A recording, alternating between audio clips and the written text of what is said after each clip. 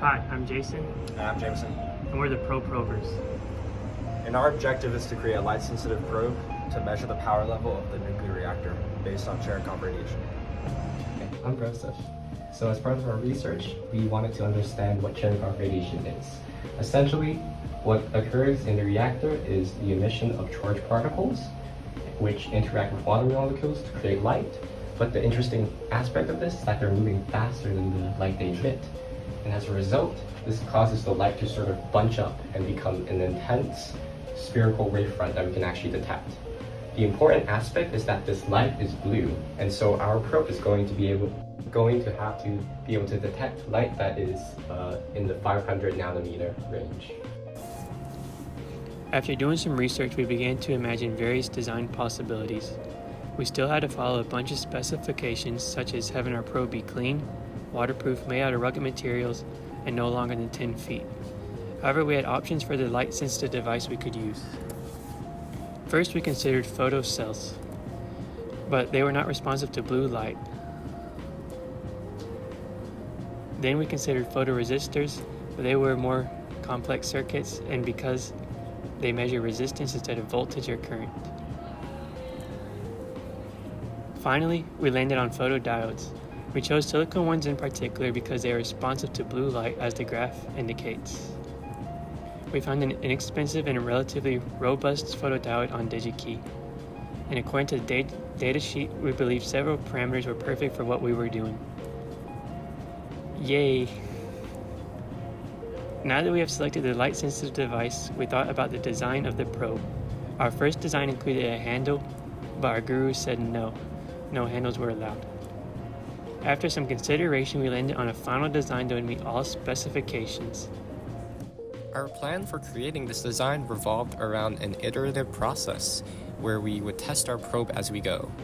We laid out a timeline to achieve this, and then we tested 3 parameters of the probe's efficacy. Waterproofing was essential, so we decided to use a water-insoluble sealant on the tip, as you can see in purple. Secondly, wiring was also essential, so we decided to use solder instead of tape to ensure a strong electrical connection. Finally, calibration of the probe itself was important, so we measured the dark current, which was the current when there was no light, and as you can see, the y-intercept should ideally be at the origin. Now, it's time for us to create the probe. Or at least it would be if we didn't face any mishaps. You see, the reason we bought a photodiode from DigiKey was because we noticed the ones we got from the engineering lab were a bit strange. As you can see, it only worked as part of a circuit in which a resistor was included.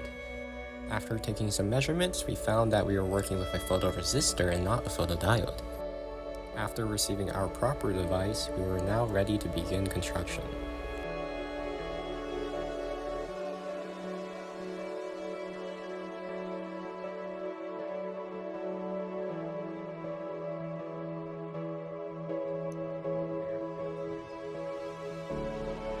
That was tactical.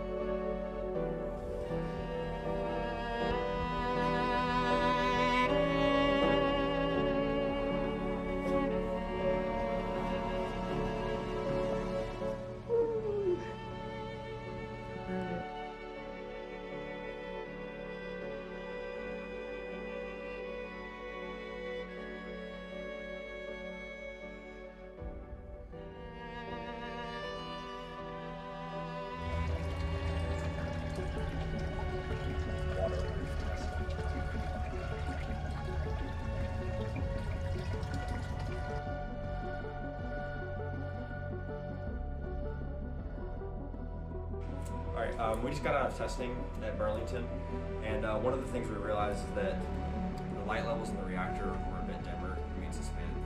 So something we can change in the future is maybe adding a power source to amplify the current, or using a different photodiode. To next year's freshmen doing this project, know that the environment of testing is very dim, and we recommend the use of very sensitive photodiode or use a circuit along with a phototransmitter to amplify the current or voltage for more precise measurements. No matter what project you're doing, be sure to start early, meet often, test properly, and talk to other groups who are doing the same thing, and utilize your guru as a resource.